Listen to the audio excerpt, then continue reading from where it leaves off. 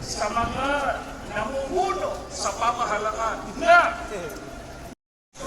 nakapagpapalala lamang sa krisis pang-ekonomiya at nagpapabigat sa matigat ng kalagayan ng pamumuhay.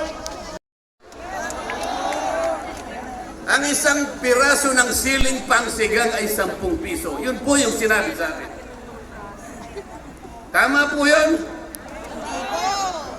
600 pesos per kilo. Yun pong bell pepper. Dalawang kulay po yata yung bell pepper. Isang verde, isang pula. 45 pesos ang isang piraso. 1,000 pesos ang isang kilo.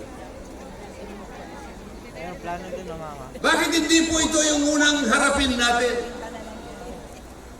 Napakalala po ng presyo ng kuryente sa ating bansa.